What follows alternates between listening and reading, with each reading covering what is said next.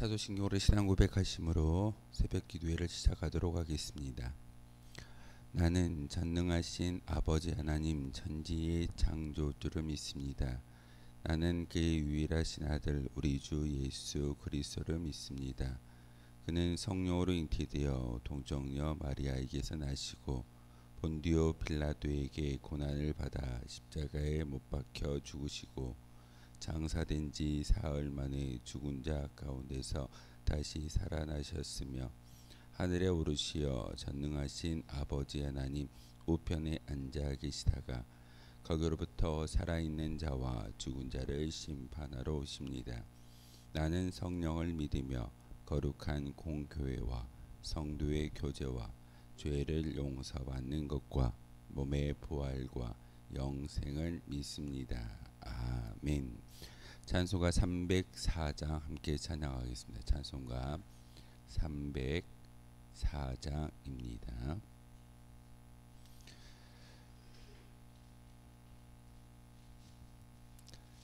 찬송가 304장입니다. 반주기로 반주가 되기 때문에 간주 없이 바로 1절에서 3절까지 이어지겠습니다.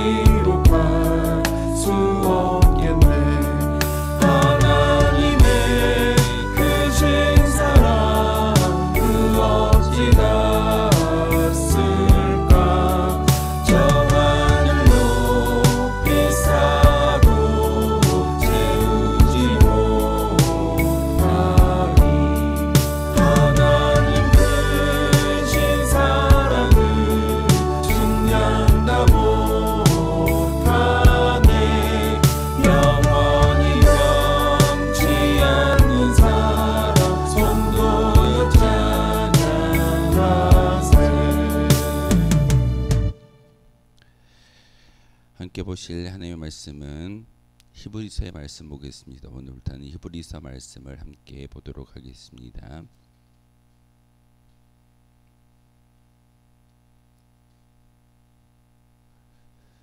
찬송가 히브리서 1장 1절에서 14절까지의 말씀을 보겠습니다.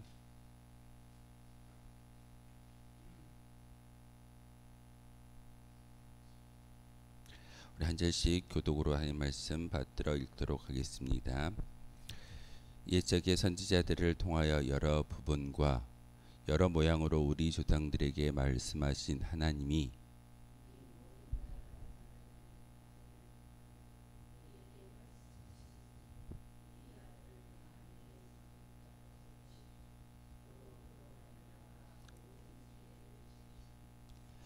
이는 하나님의 영광의 광채시요 그 본체의 형상이 이시라.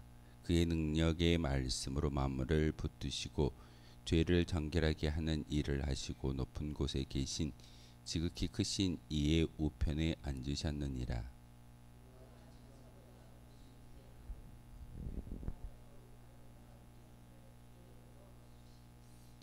하나님께서 어느 때 천사 중 누구에게 너는 내 아들이라 오늘 내가 너를 낳았다 하셨으며 또다시 나는 그에게 아버지가 되고 그는 내게 아들이 되리라 하시느니라.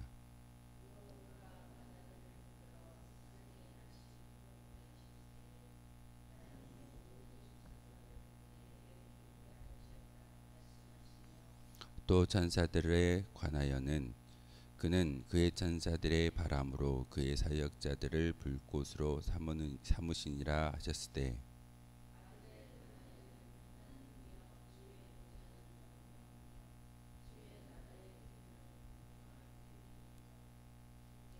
주께서 그를 사랑하시고 불법을 미워하셨으니 그러므로 하나님 곧 주의 하나님이 즐거움의 기름을 주께 부어 주를 동료들보다 뛰어나게 하셨도다 하였고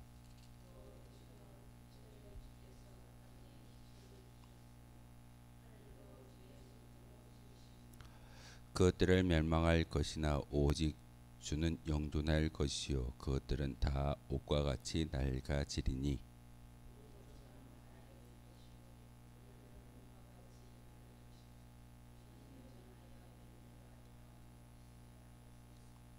어느 때의 천사 중 누구에게 내가 내 원수로 내 발등상이 되게 하기까지 너는 내 우편에 앉아 있으라 하셨느냐.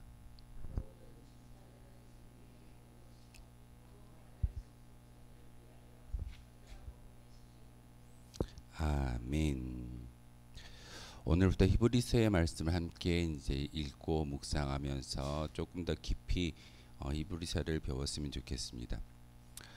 신약 성경에는 예수님의 그 행적을 기록하는 사복음서가 기록되어져 있고 그리고 사도행전이라는 예수님의 지자들이 어떻게 이 세상 가운데 나아가서 복음을 증거했는지 역사적인 이야기가 사도행전을 통해서 기록되어져 있으며 또한 예수님의 제자 중에 가장 큰 사도는 우리가 잘 알고 있듯이 이방인의 사도가 되었던 사도 바울이 여러 곳을 전도 여행을 통해서 교회를 세웠고 그곳에 편지를 통해서 믿음을 굳건히 세울 수 있는 그런 은혜를 주셨던 그런 말씀들이 서신서를 통해서 여러 가지의 신약 성경을 기록하고 있으며 또한 예수님의 수제자 베드로가 편지를 통했고 또한 예수님의 제자 사랑하는 애 제자라고 기록되어져 있는 요한복음의 말씀을 기록했던 요한 사도가 요한 1, 2, 3, 4와 그리고 요한계시록을 통해서 마지막 이제 성경이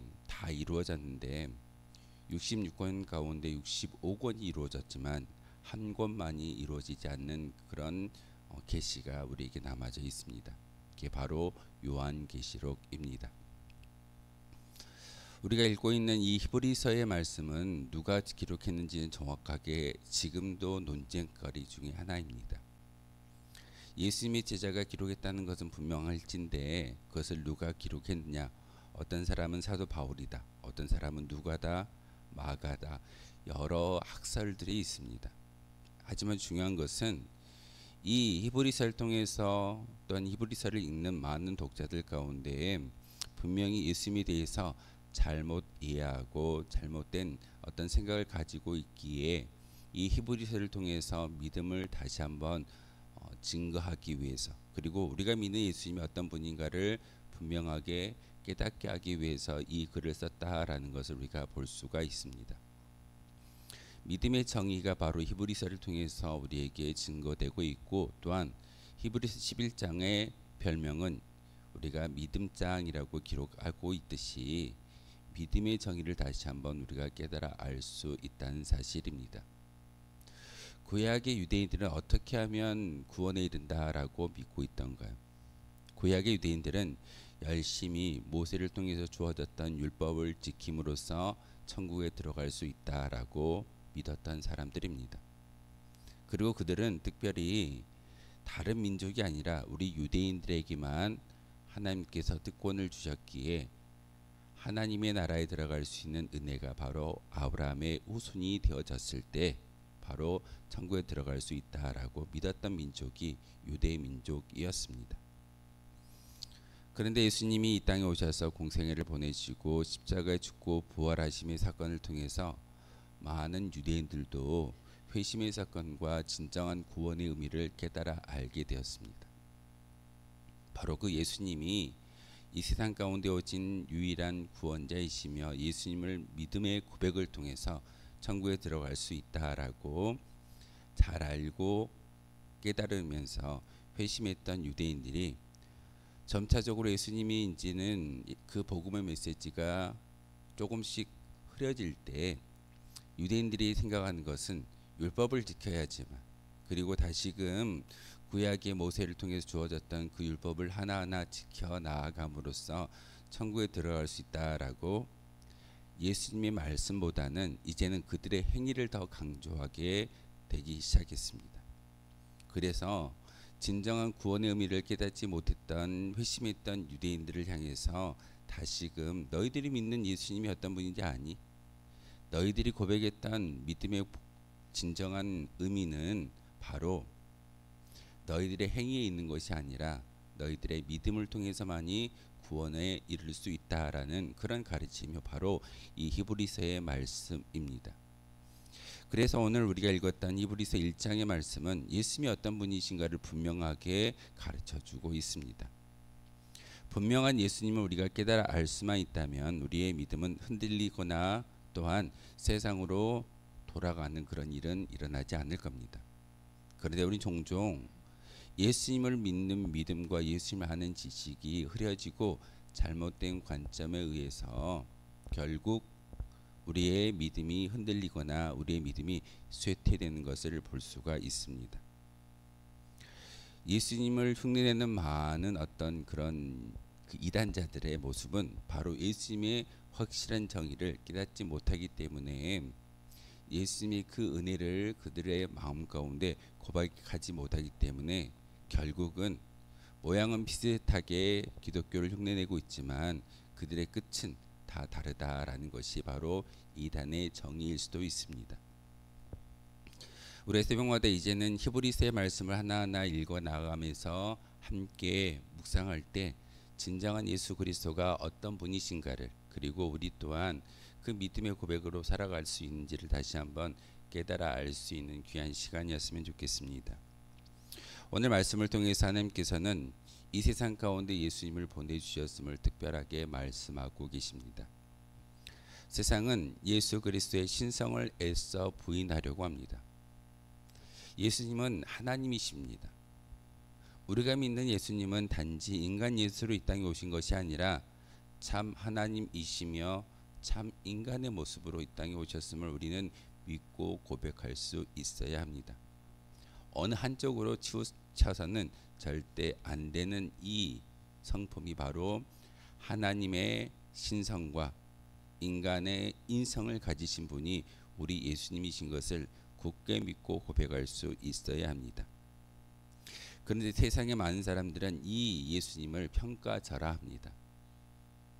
세상의 많은 사람들이 교회를 다니진 않지만 예수님을 어떻게 인정하고 있던가요? 혹시 4대 성인이라고 들어보셨습니까? 부처와 예수와 또한 공자와 마호멧, 이렇게 네 사람의 성인을 이야기하면서 이들은 우리와 조금은 다른 사람이야. 그러면서 중요한 것은 그 모두가 인간이라고만 생각하는 그런 안타까운 평가가 있다는 사실입니다. 예수님의 신성에 대해서 부인하고 단지 세상의 많은 사람들은 예수님을 4대 성인 중에 하나라고 평가하면서 평가절하하는 것이 그들의 모습이기도 합니다. 이 히브리서를 읽고 있는 그런 많은 사람들도 이와 같은 생각을 가졌던 것 같습니다. 그들은 유대교로 되돌아가려고 하는 그런 생각 가운데 이제는 예수님이 아니라 모세를 통해서 주어지는 율법을 지키는 것이 천국에 들어갈 수 있는 길이다라고 많은 사람들에게 유혹을 하는 것이 그들의 모습이었습니다.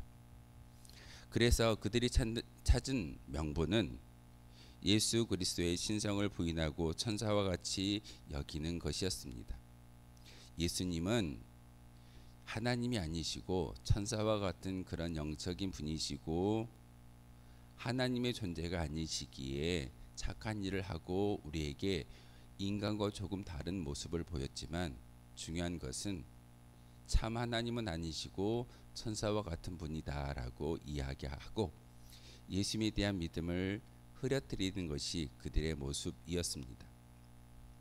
그래서 오늘 이 히브리서를 통해서 유대인들에게 말하고 있는 예수님은 너희들이 믿는 그 예수님, 너희들이 알고 있는 그 예수님은 참 인간의 모습뿐만 아니라 참 하나님이 되어 주심을 우리에게 분명하게 가르쳐 주고 있습니다. 우리가 새벽마다 말씀을 읽고 다시 한번 예수 그리스도가 여러분에게 어떤 분이신가를 다시 한번 깨달아 알 때 우리가 믿는 예수님을 통해서 저 천국에 입성할 수 있는 그런 구원의 길이 바로 저 십자가의 사랑인 것을 다시 한번 깨달아 알며 마음속에 새기기를 부탁을 드리겠습니다. 1절에 보면 옛적에 선지자들을 통하여 여러 부분과 여러 모양으로 우리 조상들에게 말씀하신 하나님이라고 기록하고 있습니다. 구약의 말씀은 하나님께서 선지자를 통하여서 이 세상 가운데 하나님의 뜻을 말씀을 전하셨습니다. 구약의 많은 글들을 보게 되면 하나님이 직접 말씀하시는 것도 있지만 대부분이 선지자를 세워서 하나님의 계시를 이 세상 가운데 보여주었던 것이 하나님의 구원의 방법이었습니다. 그런데 신약으로 와서 우리가 읽고 묵상하는 것 가운데 특별히 사복음서를 통해서 하나님께서 직접 예수님을 통해서 이 땅 가운데 하나님의 계시를 보여주시는 것이 오늘 우리가 읽고 있는 우리가 믿고 있는 예수 그리스도 저 십자가의 사랑인 것을 분명히 깨달아 알라라고 이 글의 저자는 우리에게 말하고 있습니다. 예수 그리스도가 오신 이후에는 예수 그리스도를 통해서 사람들에게 직접 하나님께서 말씀하셨음을 이야기하고 있습니다. 예수 그리스도는 하나님이 세우신 만유의 상속자이시며 온 세계를 지으신 분이시기 때문에 바로 그분이 말하는 것이 곧 하나님의 말씀이다라고 2절을 통해서 우리에게 말하고 있습니다. 이 모든 날 마지막에는 아들을 통하여 우리에게 말씀하셨으니 이 아들을 만유의 상속자로 세우시고 또 그로 말미암아 모든 세계를 지었다라고 말하고 있습니다. 사역복음서에 시작되는 말씀 가운데 특별히 우리가 읽었던 요한복음의 말씀은 태초에 말씀이 계셨는데 그 말씀이 육신이 되어 이 땅에 오셨다라고 우리에게 가르침을 주고 있습니다. 말씀이 누구이던가요? 바로 예수 그리스도이십니다. 마지막 때에 그리스도를 통해 주신 계시는 예수 그리스도를 말씀과 그의 삶 전체가 바로 하나님의 뜻인 것을 우리에게 보여주고 있습니다. 특별히 십자가에서 죽으심과 부활 그리고 승천하여 주셔서 하나님 우편에 계심이 주님이 전하시는 계시의 핵심의 이야기입니다.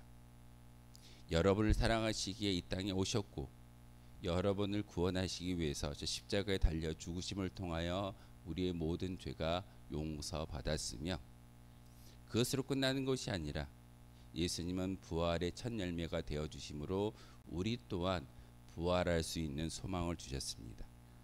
그리고 예수님은 이 세상 가운데 있지 아니하시고 바로 권세자의 자리이신 하나님 우편에 앉아 계심으로써 우리를 위하여 말할 수 없는 탄식으로 우리를 중보하시는 분이 예수님이다라고 말하고 있습니다. 지금 이 자리에 성령의 하나님께서 여러분과 함께 하심으로 기도할 수 있는 은혜를 주셨는데 그 성령의 하나님이 우리와 함께 하시는 임마누엘의 하나님이신데 보혜사로 오셨습니다. 여러분을 돕기 위해서 하나님이 직접 성령의 하나님으로 우리 가운데 오셨음을 그리고 보혜사의 역할을 우리에게 허락하고 계십니다. 예수님은 우리와 함께 하지는 아니하시지만 하늘 보좌 우편에서 우리를 위하여 중보 기도를 하고 계시는 분이 예수 그리스도이심을 분명하게 예수님의 제자들을 통하여서 성경을 통하여서 우리에게 말하고 있습니다. 그러기에 우리는 주님의 말씀과 삶을 통해서 하나님의 뜻을 분별할 수 있어야 합니다. 이게 성도입니다. 어떤 외형적인 모습을 가지고 신앙인의 종교인의 모습을 가지고 하나님의 뜻을 구별하는 것이 아니라 여러분 손에 들려있는 성경을 통해서 또한 귀한 말씀을 통해서 하나님의 뜻을 분별할 수 있고 그 뜻 가운데 살아갈 수 있는 은혜가 바로 우리에게 주어진다라는 사실입니다.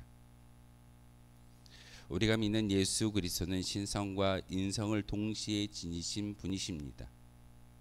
주님은 완전한 사람인 동시에 무한하신 하나님이셨음을 우리는 분명히 믿고 고백할 수 있어야 합니다. 그래서 예수님은 바로 오늘 본문을 통해서 하나님의 광채이시며 그분의 하나님의 본체이신 분이시다라고 3절을 통해서 분명하게 우리에게 가르쳐주고 있습니다. 그래서 예수님은 제자 빌립이 아버지 하나님을 내게 보여주십시오라고 이야기할 때 요한복음 14장 9절을 통해서 뭐라고 말씀하시던가요?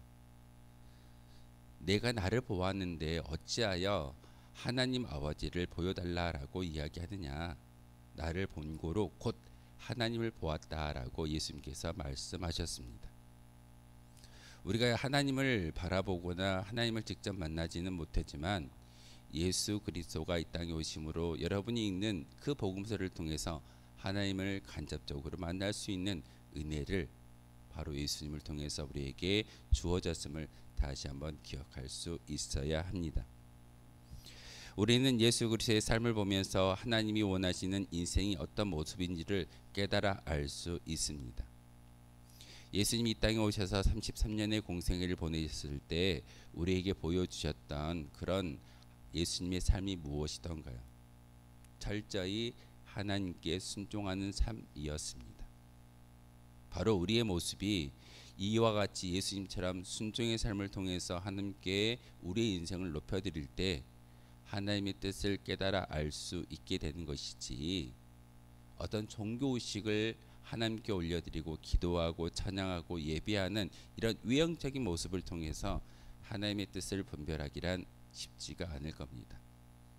철저히 말씀을 묵상하고 말씀을 읽어 나아가고 그 말씀 가운데 우리에게 요구하시는 순종의 믿음의 고백을 올려드릴 때만이 진정한 예수 그리스도의 삶을 본받아 알 수 있는 참된 예수님의 제자가 되어질 수 있음을 우리에게 알려주고 계십니다.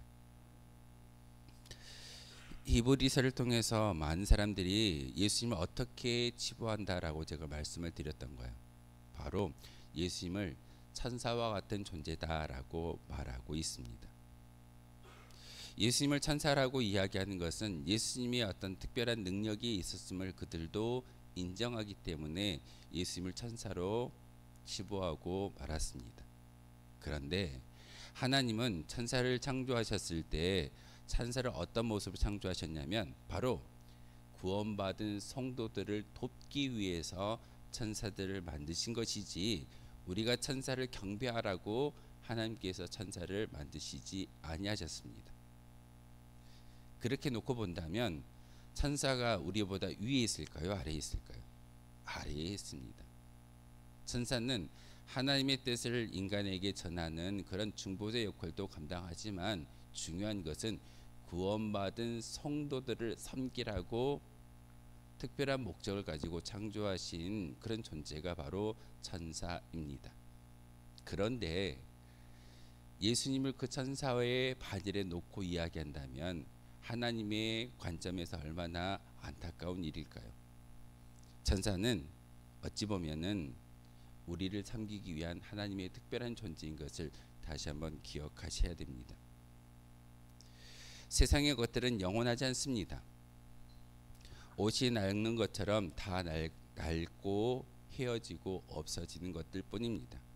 하지만 11절을 통해서 우리에게 말씀하시는 예수 그리스도는 영존하시는 분이시다라고 이야기하고 있습니다. 영원히 존재하시는 분. 세상의 것들은 아무리 좋게 보여도 결국엔 썩어 없어질 것들인 것을 우리에게 말하고 있습니다. 하지만 우리는 주님을 따를 때 고난과 박해가 있다 할지라도 끝까지 이겨내면 어린 양의 혼인잔치에 기쁨으로 참여할 수 있는 그런 은혜가 여러분에게 주어진다라는 사실을 꼭 기억하시기를 부탁을 드립니다. 예수님은 지금 이 자리에 우리와 함께 하심으로 다시금 천국 잔치에, 어린 양의 잔치에 천국에 입성하는 거룩한 백성들을 하나하나 불러 모으고 계십니다. 여러분이 새벽을 깨워 기도할 때, 말씀을 읽고 묵상할 때 우리 심령 가운데 찾아와 주시는 분이 누구이시던가요? 이미 성령의 하나님 우리와 함께 하시고 우리가 불러 기도할 때, 찬양할 때 우리의 기도를 들어주시는 분이 바로 예수 그리스도이시며, 그 하나님이신 예수님이 우리의 모든 것들을 바로 권능의 자리에 앉으셔서 하나님께 중보하시는 분이 예수님이신 것을 오늘 말씀을 통해 우리에게 이야기하고 있습니다. 예수 그리스도는 지금 하나님 우편에, 즉 권능의 자리에 앉아 계십니다. 그 자리에 앉아 계시는 것으로 끝나는 것이 아니라 여러분을 위하여 기도하시는 그런 분이신 것을 우리에게 알려주고 있습니다. 절대로 천사와 견줄 만한 분이 아니십니다. 천사는 영적 존재이지만 목적을 가지고 이 세상에 창조되어졌음을 분명히 아셔야 합니다. 세상으로 돌아가려고 하는, 일부러 신앙의 영적 가치를 평가절하하는 그런 사람들이 참 많이 있습니다. 하지만 우리가 이 히브리서의 말씀을 하나하나 읽어 나아감으로써 우리의 신앙이 예수 그리스도를 분명히 깨달아 알 수 있을 때, 그리고 이 세상에 어떠한 이름으로도 구원받을 수 없음을 우리가 분명히 알 때, 사도행전 4장 12절을 통해서 뭐라고 말씀하고 있던가요? 바로 하나님은 예수님 외에 구원 얻을 만한 다른 이름을 주신 일이 없다라고 우리에게 분명하게 말하고 있습니다. 우리가 구원받기 위해서는, 여러분이 저 천국을 소망하며 나아갈 수 있는 거룩한 믿음의 고백은 바로 예수 그리스도, 저 십자가의 사랑인 것을 다시 한번 기억하는 거룩한 시간이었으면 좋겠습니다. 하나님의 영광의 광채이시고 그 본체의 영광이 바로 예수 그리스도이심을 우리가 믿고 고백할 때에 세상 풍조에 흔들리지 아니하고 갈등하지 않도록 바로 주님을 마음속에 새길 수 있는 저와 여러분이었으면 좋겠습니다. 영생의 풍성함을, 그 풍성함의 깊이를 깨달아 아는 것은 바로 예수님을 제대로 배우고 제대로 익히고 제대로 따라가는 믿음의 고백인 것을 다시 한번 이 히브리서를 통해서 함께 마음속에 새기는 저와 여러분 되어 주시기를 주님의 이름으로 소망하겠습니다. 기도하겠습니다.